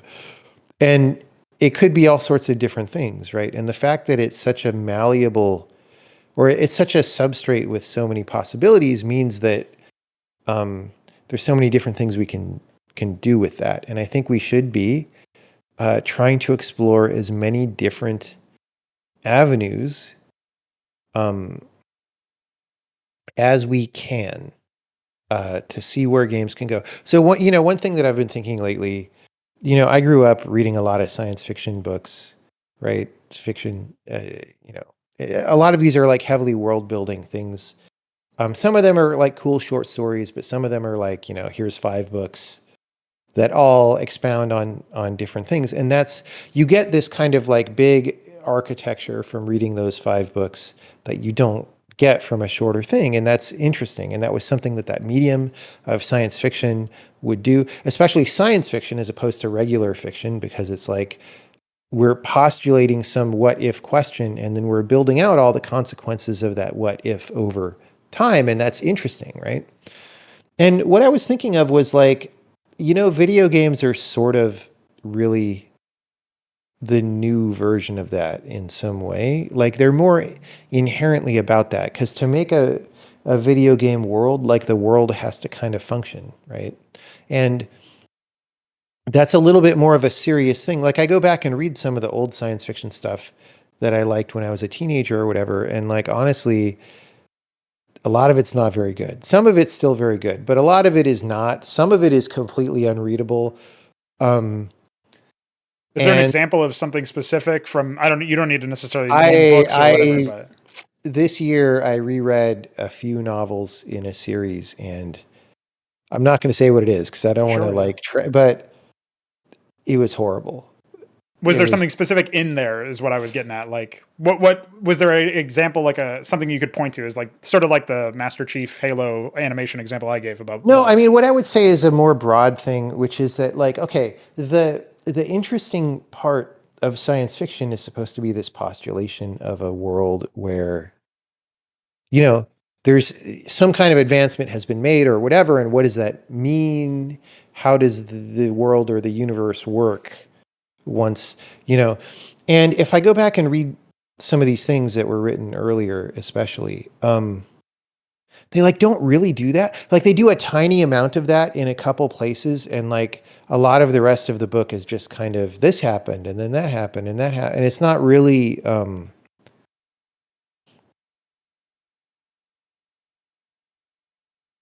Yeah, I don't know. Like I think there's this way in which, because we didn't have much for entertainment back then, like compared to today, like things that weren't that good just sufficed. They seemed really good because they were what we had, you know? But like if you think about, video games today, like if you think about science fiction video games, here's where I think we're falling down as an industry. Because all that we know, if you're going to, like, if you think of what's a science fiction, uh, like franchise, even franchise is a weird name because that's like McDonald's, right? It's Sure, yeah. like you don't say like science fiction novel franchise, like, or Yeah, maybe yeah. people do now because they You would picked say up that like language from compendium or video games. series or something, right? Yeah, Yeah. it's something more respectable, Yeah. right? Like Okay. it's I'm not making French fries when but but you take a video game franchise, right? And so I think of something like Mass Effect or whatever, right? Where there's some series of games and they're doing world building and stuff. But honestly, the things that are creatively, science fictionally world building about Mass Effect are all just fiction. They're the fiction part of the game. The game part of the game doesn't really do that, right? The game part of the game is like, well, you're going to land on a planet and shoot some dudes. And like that's kind of the same in all the games. We've added very small amounts to it, but we haven't done this world building thing, right? We've just like, you know, uh the fiction is advancing, and that's not really taking advantage of video games very much. It's like we're leaning on the fiction, we're being influenced mostly by the fiction, and then we're adding a little part. And I would like to see games flip that so that the game is really doing the thing, and then the fiction is there as well, because if you have a fiction you want it to be an equal and good participant. But like I want to see the game part of the game step up. So like if there was an RTS series, for example, I've never been a huge RTS person, so you know way more about them than me, but like, imagine you start your series with like here's an RTS, and it's, kind of maybe a little bit straightforward, but it's like good and solid, and it establishes how a certain set of mechanics works, right? And then you add a thing onto it, which is like, now this happens, and then now we have this new thing, and it fits together with the old thing, and it makes a bigger, more complex world. It's not like we removed the world from book one and then Now we're in book 2 and it's just different. It's like we're building on it and making a bigger universe of like all the things that could happen, when whatever the mechanics are that are in this thing interact. And then part 3 introduces, I don't know, maybe it was all ground conflict and now you have aerial things, and the way the aerial things work interacts in a well-defined way with the ground. Like, what you can imagine an ever expanding universe like that. Which is kind of more like what the fiction does, because like we think about fiction being chronological, right? But when we're reading the middle of book 3, like our brains connect that with book 1, and like we understand how the thing in book 3 is related to the thing in book 1. It's not just a thing that happened later, right? But in video games, we seem to make it just the thing that happened later. Like, I don't I see know. what you're saying. Okay, there's Yeah, two big things that I could say about this, and I guess I'll just try to remember the second one because the first one's definitely sure. going to start us on another conversation thread. So if we Okay. take the Mass Effect example, Yeah.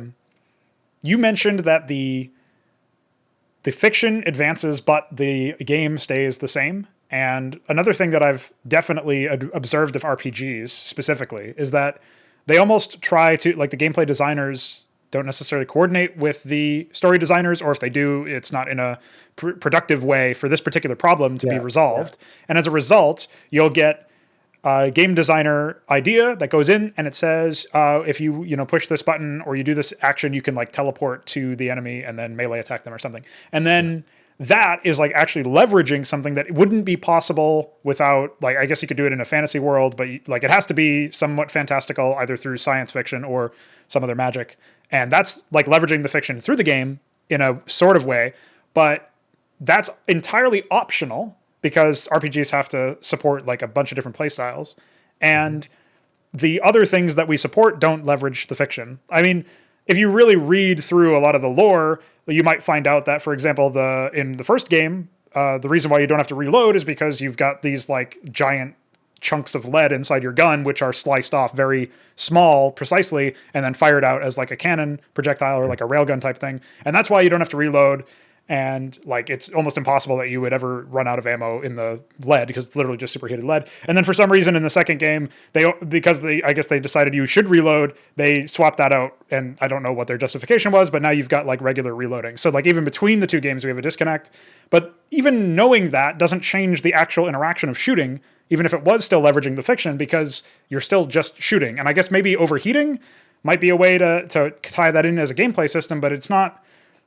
My observation of your complaint is that it's not exactly like it's not leveraging the mechanic in a way that sets your, or not leveraging the fiction in a way that sets your game apart on a mechanistic level as the player interacts with the game world in a different way. And another thing that I think is really unfortunate about Mass Effect specifically is that a lot of the world building comes through reading these codex entries, some of which are narrated and some of which aren't, but don't really offer you any benefit as far as I understand. Like, you know more about the world, but that's the end of it. So I still wouldn't really like it if I had to go reading to understand certain aspects of the world. But if I did get a benefit of like knowing which kinds of things to say to this alien species to get on their good side and get them to like complete a quest for me or join my party or something, and that gets me ahead in the game, then I'm like interacting with the fiction and like that's actually provably improved my setup, and I can use that as like a strategy or something, right?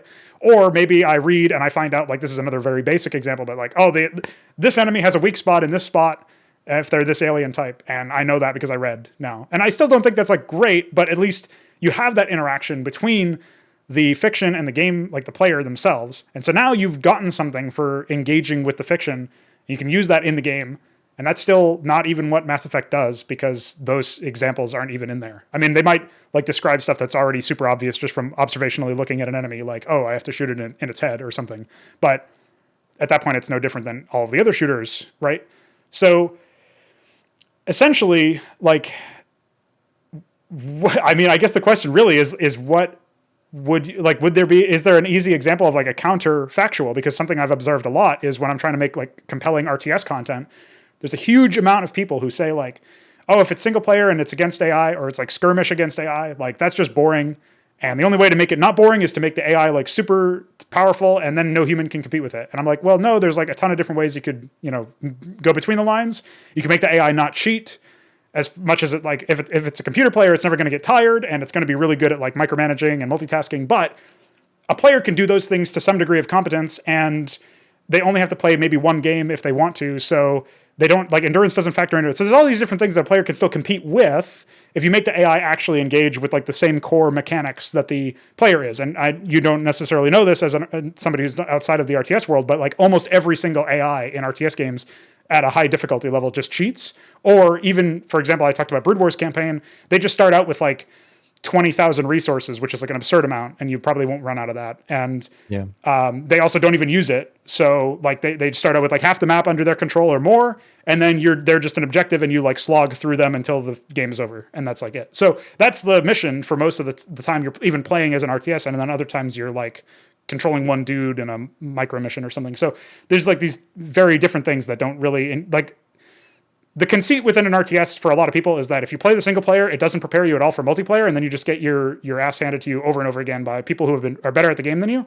And I think that's true in like Quake and other games as well. But you at least know how to like shoot the guns and move, and you don't even like in the RTS game you don't even really learn that because you just learn that if you like ignore the enemy attack waves and like repost them over and over again for like 10 minutes, you can always win just by like killing them. And that's like not a salvageable mechanic or a strategy in a multiplayer sense. So to bring us back to Mass Effect, it's like, it feels like there's no counter example. Like I haven't played an RTS game where they've not gone down that route for single player content. So do you think that there is a counter example of leveraging the fiction in a game world, maybe specific to sci-fi, in a way that this Mass Effect issue that we just discussed doesn't happen?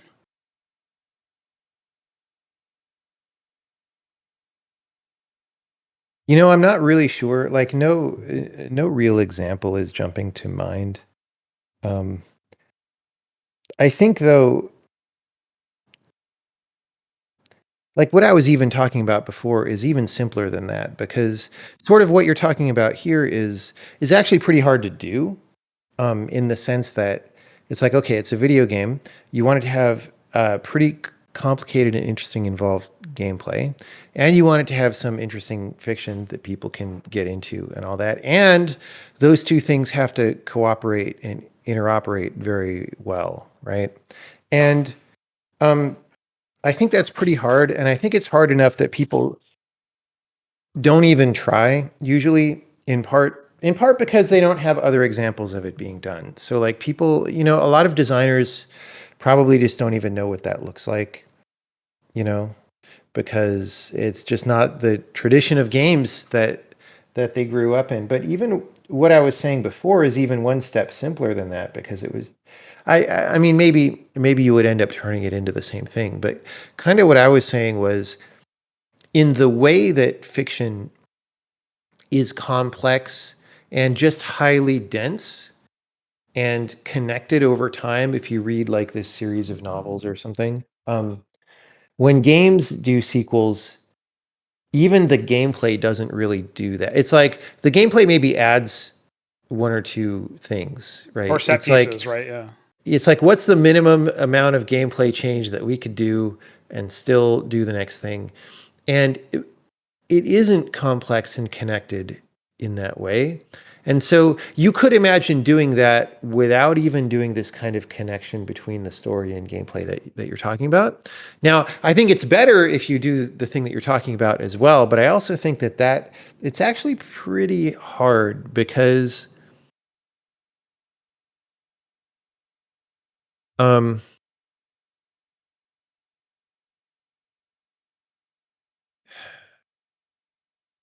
like it's hard to say very specific things about this because it changes a lot based on what kind of game it is and what kind of story it is even and all that. But the problem is so good storytelling is not that easy, right? Just being a good storyteller, just in fiction before you come to games, it's not that easy, and you can tell because there's lots of bad storytelling out in the world. So telling stories well, you need to like work at telling the good story, right? And when there are influences that pull you away from telling the good story, it inhibits the ability to do that. So like in a game, if you felt like you had to overly explain, I don't know, something in the game, or like the onus of having to connect to things in the game all the time can be a drag on the storytelling, such that you're no longer like able to do the best version of storytelling that you can. It can do that.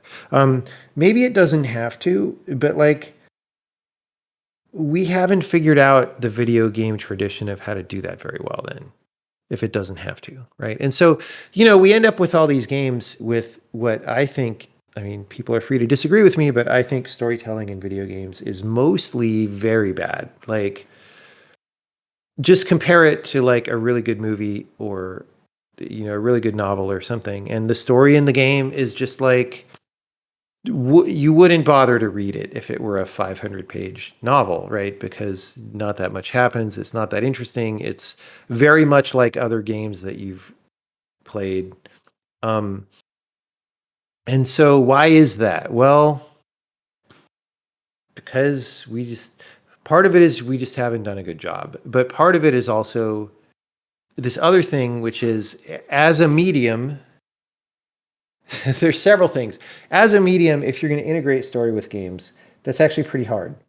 And because it's hard, it would be interesting to have more people working on it, which we don't have enough people working very hard on that, right? But also, I do a bunch of speeches, and I've given some speeches in the past about like why it's also a little bit of a self-sabotaging pursuit, where like the fundamental facts of what makes a game, and the fundamental facts of what makes good fiction, um, those like can intersect, but there are large pieces of each of those that are disjoint from each other. And so that what that means, if you're trying to do storytelling, is there are lots of things that are not available to you unless you Yes. either constrain the game or constrain the story. And if you're going to say it's my job to do good storytelling, but I'm not allowed to have 80% of the storytelling techniques, it's like, well, that's by definition, then that's hard. Although, like, as you were saying earlier, maybe it's that good art is born from limitation, and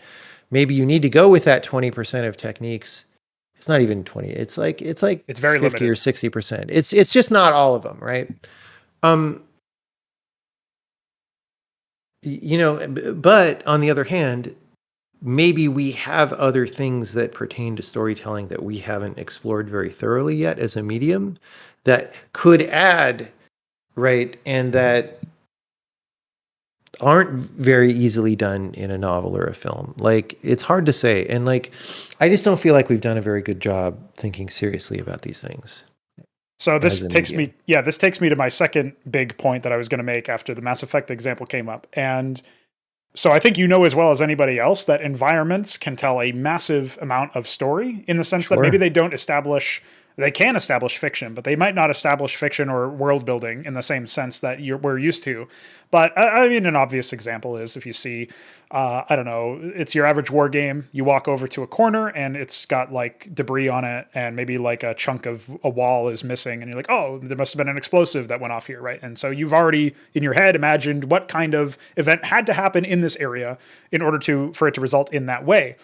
And now, if we extrapolate that out, when we see a film and we see a similar example, or we read a description in a book about something like that, that is, I think, like the book and then the movie are bad, or maybe not as well equipped, and slightly better, but still not as well equipped to show environmental storytelling as games are. Because in games, not only, assuming you have like the ability to move around freely in a three-dimensional environment, or even a two-dimensional environment, in games you have the unique ability to what would be like rewinding the book or movie, or like turning Mhm. the page back, but also turning the page forward and then seeing a different story or more details than you saw before, because now you can take a look at it from a different angle, or you can add more. And you can scar the environment some way, or you can, I mean, maybe plant a farm or something, right? So there's like things you can do in a game that are completely different to how you can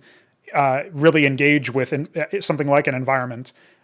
And that's one of the reasons why I think you accurately describe the worlds as being like their functionality is paramount. Otherwise, you're going to be in a really tough spot. Like if the world doesn't function, then like the player can't, like by definition, cannot engage with the world as intended. So Yeah, I mean, it's interesting. So with a book, you can go rewind the book and read yes, earlier parts again, but it's like not very natural to it. People usually don't do that. You don't necessarily have the ideal experience if you were to do that, right? And so this is the sort of thing that a game does more naturally, is it lets you, like if you imagine a game that had a lot of this kind of environmental storytelling, um, you can notice different aspects of it, right? Different players may notice different aspects of it. Uh, you can spend more time on some of it and less time on other of it. Um, you can draw your own conclusions in a way that is harder in written fiction, and maybe film lets you do that a little bit more. Um, there are these aspects of it that are pretty interesting, right? And that said, we honestly don't have that much in the way of games that really go all out on environmental storytelling and like lean on it. Actually, in The Witness, that was going to be one of the big things about the game, was we were going to do a lot of that stuff, and we ended up not really doing. There is some built into the world, but it's like very, very, very backgrounded. And the reason was, you know, if you put like this room where all this stuff happened, all that stuff looks interactive and like it might be part of a puzzle, right? And it's confusing for the puzzle gameplay. It just wasn't the right game to do that stuff, I don't think. Maybe I could have figured out a way to do it, but we ended up just not really doing it. Um, and there are some of these, the so-called walking simulator games. It's a pejorative name for them, but they tend to do a little bit more of that kind of thing. But they tend to also doing it while leaning on like there's a narrator also telling you everything, right? And it's a little bit redundant at that point often. And so people don't seem to trust that you could have a lot of this environmental storytelling and just let it do its thing, and let that be the good experience for people. And maybe again, because we don't have a lot of examples of games really hitting it out of the park like doing that, but maybe that just means somebody can make that game. I think it's also really hard to rely on players or being like to trust the player. For most developers, this is difficult. I don't subscribe to this theory myself, but most Yeah. developers, I think, accurately recognize that consumers are used to being handheld. And as a result, if they don't get handheld in a game, they'll think it's too hard or pointless or aimless or some other negative thing. And as a result, they won't get the intended message or any of the possible intended messages that would be satisfactory to whoever made the game. And so I think that's a big stumbling block. So when I have really strong opinions on tutorials, and I know you do as well to some degree. Yeah. I think that a lot of it has to be very natural and like built in. And at the same time, similar to how I've heard you describe some of the storytelling in your game as opt out or like optional in some sense, like I think you said at some point in The Witness, you were planning on making like an optional or some stuff that you didn't have to engage with, but then you felt like the end user was like fighting the game to make it go away. And so you just decided to like do away with it entirely. And so that is one of those things that to me, I actually apply to tutorials in a sense where like if you so I have two tutorials planned for my RTS bona fide masterpiece that I'm working on, right? And the first tutorial is I'm not sure if I'll even keep it, but it's attempting to like make the genre as a whole more accessible because my RTS is really doubling down and focusing entirely on like you have to do things in real time. You have to do too many things for anybody to do, even the AI opponents that are like geared to be super powerful. And now, as a result, just like in Brood War, the goal is to make less mistakes than your opponent, while also like strategically coming up with something that somehow counters what they're doing, but not in like a prescribed hard counter way. It's just that you are doing something to defeat them in a way that like the game gives you the tools to do, but doesn't say like, oh, this tool counters this tool. It's not like rock, paper, scissors, right? So like a lot goes into that to make that a reality. But the first tutorial is essentially saying like, if you don't know about RTS games at all, then you might want to play this because it will give you an enemy that is going easy on you, but not in a sense that like it's still in fiction, it's still in universe. It's not a narrator telling you what to do. It's more like the veneer or the immersion, ideally, of you being plugged into a control matrix and then controlling units as a result of that is still upheld. And you're told that, like, you know, your workers are dropping in and they'll harvest resources, just tell them what to do.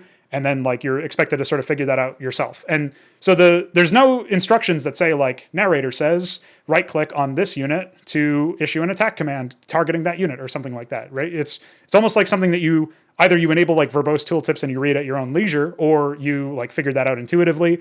And then the second tutorial is more of like a tutorial for the world and for some of the things that you should expect from the single player content. So it's like, I don't even really know if it could be described as a tutorial in the same sense. It's like an onboarding tool for me to say, you're going to play as like the most familiar, because there's no humans in the universe, the most familiar, most human-like, if you want to use that term, like race, alien race. And you'll be fighting mostly other members of your own, and then we slowly build on complexity based on that. So like more aliens show up, and then there's like more of a plot going on, but that's actually reflected in the story. So I won't get into all the details, but the reason I bring all this stuff up is the idea is to respect the player enough to expect them to, in the basic tutorial, figure out how a mouse and keyboard works. Like, I'm not going to just tell you, like, you have to move your mouse to the outer bounds to, like, move your camera. Like, you're expected to know that to some degree. And then also, like, in the second tutorial, I'm not going to tell you all of the details about everything, because some stuff is going to be obvious, and then other stuff is going to be emergent as you go. So the environmental storytelling plays a big part in the first mission.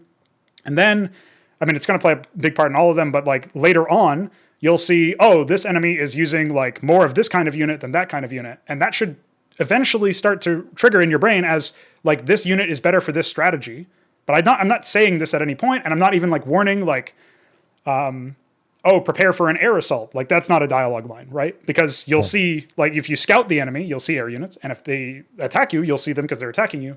And then you'll realize, oh, some units can only be targeted by certain weapons and all this other stuff that comes like super naturally if you've played the game, if you played RTS games, or if you're playing this for the first time and like you lose to that.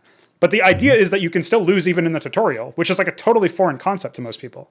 Like, if you just sit there and do nothing and wait for the tooltips to pop up, and they never do because that's not in the game, the enemy will kill you because they're actually trying to win. They are trying to beat you. They just happen to be like super easy to ward off in the early stages of the campaign. And then like as you progress down, eventually things get harder, and you have to really start trying.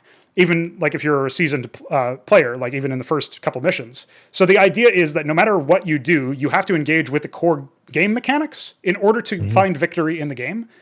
And that is something that I find nowhere else, no matter like really what the, well, maybe not nowhere else, but at least in RTSs, nowhere. Never found that in like a single player environment. And then in other games, it's really rare and usually confined to like specific areas, or the gameplay loop you're engaging with is really unsatisfactory. So it would be like in the Halo games at the highest difficulty, enemies just get more health and shoot faster. Like actually, they never reload, so they don't have to worry about that. Whereas you do. So they're engaging with like a mechanic that in a different way, or like some other system that's parallel to yours. And then the way to defeat them is to like carry around these two exact weapons out of like the 20 or so in the whole arsenal. And you can't win without those two weapons. And that's very unsatisfying because you're basically taking the entire sandbox and reducing it artificially based on some other rules. So I feel like at the end of the day, you either get games that don't respect the player insofar as they handhold them too much, and then they serve an uninspired and just not very satisfying product as a result, or they give the player a challenge in sort of air quotes where it's actually just like a grind to get through, and it's not really satisfying or skill expressive. And in a way, so like when you express the play, like, so I've argued with these people, with a lot of people, including some of my closer friends, about Half-Life, the Half-Life franchise. I actually feel like Half-Life is an example of one of the first FPS games to really do things wrong in the campaign style, like in the actual single player story. And one of the ways they do this is by making it so that, especially in the second game, you're expected to go certain areas so that you can see certain shots of the engine that they built and like the cutscenes that they made. And you're essentially a cameraman for all intents and purposes in those moments. And then otherwise, like, it could be any player playing the game, and they might have like slightly more difficulty in some areas, or they might do slightly better than I did in some areas. But otherwise, it's not really that different than some, like me watching the playthrough online. And that's where I think I have the most, like, I throw the most umbrage at a lot of games, is because if there's no reason for me personally to actually play the game, like if me playing the game doesn't lead to anything different than anybody else, then why would I play as opposed to watch? Do you know what I'm saying? Like, does this make sense? Yeah. And so I am definitely, so when it comes to tutorials, I have become really interested in the idea of not really having so this idea of, hey, I'm going to sit down and play a game. Like, back in the old days, home computer games didn't really have tutorials because they sort of inherited they were sort of the home version of arcade games or whatever. And arcade games didn't really have, I mean, once in a while they would have like a screen, like Pac-Man has a screen that says like, here's the different ghosts or whatever, but it's not what we would think of as a modern tutorial, right? And so then at some point, as these games got more complicated, people were like, oh shit, we sit people down in front of these and they just can't play them. So let's fix that by having this thing that you play called the tutorial, right? And that was sort of this pragmatic solution to this problem. And I've become much more interested in my own game, which is a specific genre so far. I've been doing these puzzle games of like, well, because puzzle games are about increasing your understanding of things anyway, then like why have like a tutorial per se? Why not just like ramp the game and you start out understanding the baseline things and then you extend, but your process of understanding things extends over the course of the entire game and it just gets more interesting. Like you graduate pretty quickly to things that are more interesting, right? So I've definitely tried to not lean on this concept of an explicit tutorial. I do feel condescended to by many tutorials of many games, especially the ones that don't, like you say, teach you the things that you really want to know anyway. And they're just like, I'm sitting here, like I didn't need to know to press the left mouse button, right? I need to know these other things that aren't even going to be discussed. Um, I now forgot what I was going to say because we talked about a lot of things. I did throw a lot at you in Um, that question for it sure. was a big one. Um, oh yeah, so there's a lot of so usually when games are the way they are, sometimes it's just because we weren't imaginative enough in the industry, but sometimes it's what we would say is overdetermined, meaning there's a lot of different reasons why things ended up the way they are. And because if it was just one of these reasons, then other pressures might have pushed it into a different way and games would have evolved a different way. But when there's like five reasons, then it's not that surprising that things end up. And so, um, and again, this is not to justify it, but like the reason a lot of these tutorials end up very linear is um, for a multitude of reasons that all point in the same direction. One is just if you're just thinking in terms of like, I want to give the player the best experience from my game.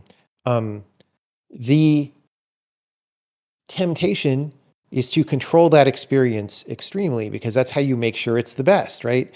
If you have something really cool happen in your game world and you're not pointing the camera at the thing at that time, they might not see it, right? And then they won't have the good experience, right? There's financial reasons, which is like I said a long time ago. Games are all competing with each other in terms of amount of stuff and how impressive they are.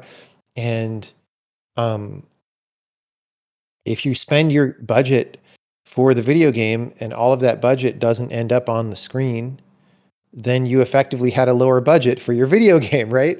And so there's this temptation to control it for that reason. There's like, yeah, these games are complicated and people we run these focus tests or user tests where we bring people in and sit them down and they tell us they didn't understand about all these things. And so because we're a big team working on the game, here's a list of things that people didn't understand. And your job is to make sure that people understand these things. And what are you going to do? Right. And so all of this conspires to make like a very tight grip over like what happens. And the problem is, I think that, you know, part of the wonder of games, like you were saying, is that different outcomes can happen, right? Like, that's fundamentally what a video game is. And so if you end up killing that part of a video game, um, in order to save it, right? Like that's really a mistake. And again, I think as an industry, we don't take that seriously enough. Um, you know, and I wish people did. I think I think maybe that's a way that will evolve slowly over time. I think, if you were to play a video game 50 years from now, if such a thing exists, um, I imagine it's probably seen as very uh, tedious to have to go through a pretend especially in something like an RTS where it's like, it's very clearly about like winning or losing. Like something about, I feel like even if it's not explicitly said that like you can't lose in this tutorial, you like know it's not, somehow the stage is set so that it's not real, and like it just doesn't feel like, imagine you were going to watch a movie and it's like an intense action drama. And the movie starts, and the first 10 minutes of the movie is like, this is not really real, and nothing that happens right now is going to matter. But like, we just want you to get used to the characters. And like, okay, he's having a gunfight, but like, don't worry about it, man. Cause like, it's like a Nerf gunfight or something. Like, who even knows, right? Um, Movies have another problem, which is that they're too much like the pretend not real thing anyway. But you can imagine a good version of a movie.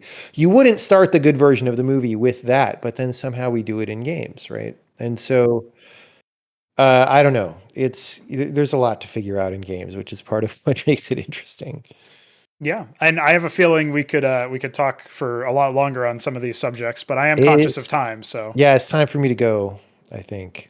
well, thank you very much for joining us, and I really appreciate you coming on and spending some of your very obviously valuable time. So, yeah, I mean, is there any final message you want to impart from your time here, or is that it? I don't think so. I mean, I guess maybe it's just that games are really interesting and there's a lot to think about. We covered a number of different topics, and sometimes the answers to these things are not simple or easy, but like that's a challenge. And anyone who wants to step up and attack part of that challenge, um, maybe you could move something significant, right? And move things forward. And that's a really good thing. That said, uh, this should be done with ample respect for the difficulty of the challenge and why these problems exist, because it's very easy to come up with like a fake solution that's not real and won't actually solve anything. So be mindful of that. But definitely, like, a lot of people who get into video games, especially early, it's people who are excited about games in some fundamental way, and that excitement is warranted, and it means that you see something about games that's like interesting, right? And um yeah, like the trick is like, how do you develop that into your own personal, like, not just aesthetic interest in what kinds of games you like, but that comes along with some kind of talent for seeing certain kinds of going way back to the very beginning. I was talking about having standards and seeing what's not good enough, right? Yes. And to be improved. And having different aesthetic interests automatically connects to that, because it's like those aesthetic interests determine like where you look and how you weigh things and what you prioritize, and can determine what standard you bring to the table, right? And that standard you bring to the table then determines what improvements you can make in games as a whole, and like what we're doing. And we certainly could use a lot of improvements. So that, I think, is where I'm going to leave it. We at the No Frauds Club thank Jonathan Blow for his time. I encourage you to join the club in our journey to make games that deliver on their promises. See you next time.